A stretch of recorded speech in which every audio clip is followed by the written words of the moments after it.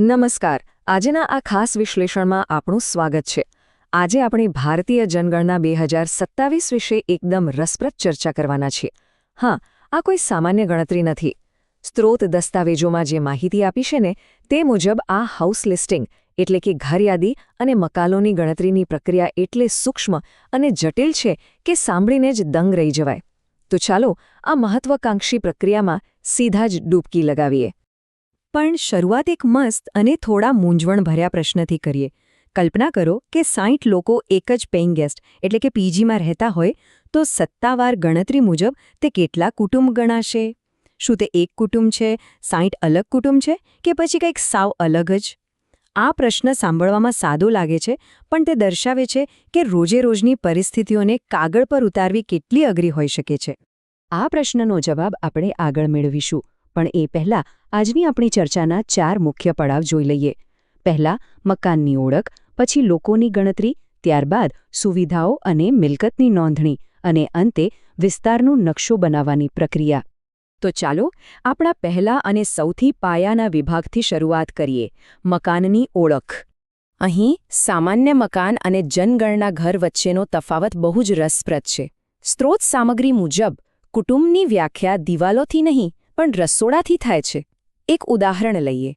ધારો કે 4 ભાઈઓએ ઘરની વચ્ચેની દિવાલો તોડી નાખી હોય, પણ જો તેઓ એક જ સામાન્ય રસોડામાંથી જમતા હોય તો તે એક જ મકાન અને માત્ર એક જ કુટુંબ ગણાશે. જ્યારે બીજી બાજુ જો કોઈ વ્યક્તિ આખો દિવસ અને રાત પોતાની દુકાનમાં વિતાવતો હોય અને ત્યાં જ સૂતો હોય પણ જમવા માટે ઘરે જતો હોય તો તેની દુકાનને બિનરહેણાંક જ ગણવામાં આવશે અને તેની નોંધણી તેના ઘરે થશે. છે ને કમાલનો નિયમ? અને એટલું જ નહીં, બાંધકામની સામગ્રી નક્કી કરવાના નિયમો તો એનાથી પણ વધુ ચોક્કસ છે. જો કોઈ ભાડાના મકાનની દીવાનો પર મસ્ત કલર કરેલો હોય તો માત્ર જોઈને નક્કી નથી કરી લેવાતું. ગણતરીકારે મકાન માલિક કે સોસાયટીને પૂછવું જ પડે કે આ મકાન કાચું છે કે પાકું. અને બહુમાળી ઇમારતો માટેનો નિયમ તો સાંભળવા જેવો છે. જો કોઈ 5મા માળે રહે છે અને તેની ઉપરની છત કોન્ક્રીટની છે તો તેના ઘરની છત કોન્ક્રીટની ગણાશે, પણ જો કોઈ છેક 10મા માળે રહે છે અને ત્યાં સિમેન્ટના પતરા લગાવ્યા છે તો તેની છત સિમેન્ટના પતરાની જ નોંધાશે. અરે હા, ગામડાઓમાં જોવા મળતી પરંપરાગત ખપરેલ છતને સત્તાવાર રીતે દેશી હાથ બનાવટના નળિયા તરીકે ચોપડે નોંધવામાં આવે છે. હવે આગળ વધીએ આપણા બીજા વિભાગ તરફ, લોકોની ગણતરી, જેને આપણે કુટુંબની પઝલ કહી શકીએ. યાદ છે ને, શરૂઆતમાં આપણે પેલા 60 લોકોવાળા પીજીનો પ્રશ્ન પૂછ્યો હતો. ચાલો હવે સ્ત્રોત સામગ્રીના આ કડક નિયમોના આધારે આ કોયડાને ઉકેલીએ. તો નિયમ એમ કહે છે કે રસોડાની વ્યવસ્થા આખો ખેલ બદલી નાખે છે. ધારો કે આ 60 લોકોમાંથી 30 લોકો એવા છે જે એક જ કોમન રસોડામાંથી જમે છે, તો આ 30 લોકો ભેગા મળીને એક મોટું સંસ્થાકીય કુટુંબ બનાવશે. પણ બાકીના 30 લોકો કાં તો જાતે રસોઈ કરે છે અથવા ટિફિન મંગાવે છે કે બહારથી જમે છે. તો આ કિસ્સામાં શું થશે?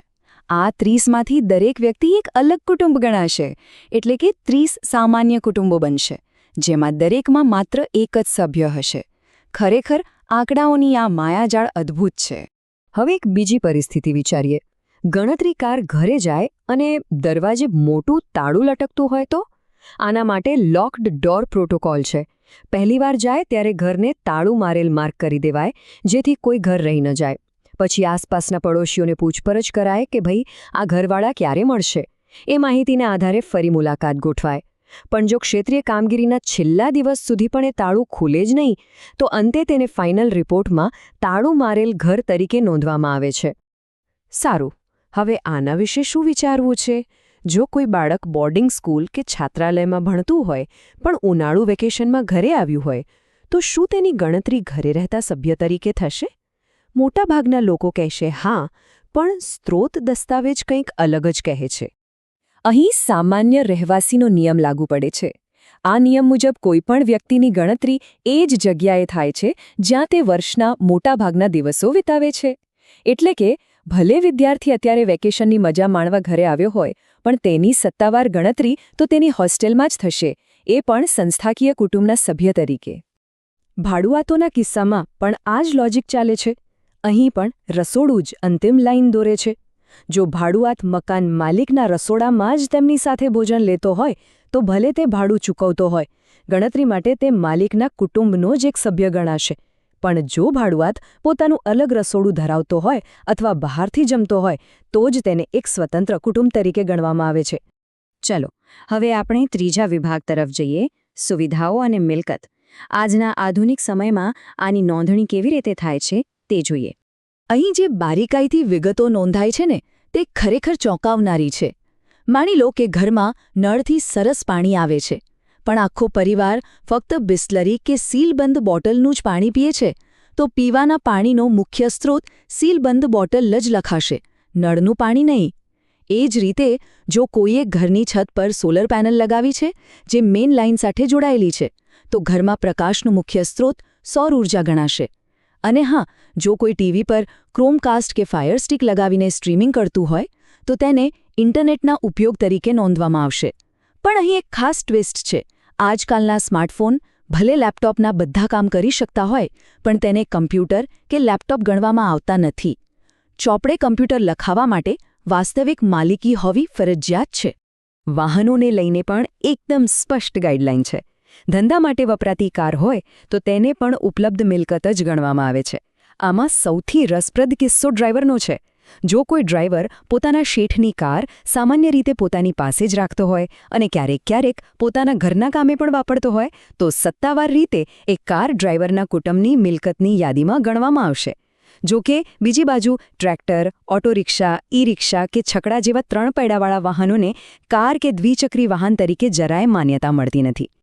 સ્વચ્છતા અને ગટર વ્યવસ્થાના નિયમો તો એકદમ ગ્રાઉન્ડ રિયાલિટી સાથે જોડાયેલા છે. ધારો કે કોઈ મોટા ઘરમાં 2-3 શૌચાલય છે, તો ગણતરીકાર બધાની નોંધ નહીં કરે. ઘરના મોટાભાગના સભ્યો જેનો નિયમિત ઉપયોગ કરતા હોય માત્ર તેનો જ પ્રકાર નોંધવામાં આવશે. એક બીજો રમૂજી પણ વાસ્તવિક નિયમ એ છે કે જો ઘરમાં બાથરૂમ હોય પણ લોકો હંમેશા ઘરની બહાર ખુલ્લામાં જ નહાવાનું પસંદ કરતા હોય તો પણ ચોપડે તો સ્નાનગૃહની સુવિધા હા જ લખાશે.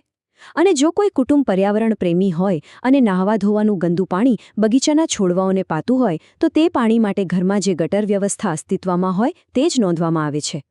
અને હવે આપણે આજના વિશ્લેષણના અંતિમ અને ચોથા વિભાગ પર પહોંચી ગયા છીએ, નકશો બનાવવો. આ સ્થળ સ્થિતિ દર્શાવતા નકશા, જેને આપણે લેઆઉટ મેપ કહીએ છીએ, તે આખી પ્રક્રિયાનો જીવ છે. ગલીઓ અને ઘરોનું ભૌતિક માળખું સમજવા માટે આ નકશા કાગળ પર ચિત્રાત્મક રીતે દોરવામાં આવે છે. ગણતરીકારોનું કામ સરળ બનાવવા માટે સ્ત્રોત દસ્તાવેજમાં બહુ જ પ્રેક્ટિકલ સોલ્યુશન આપ્યા છે.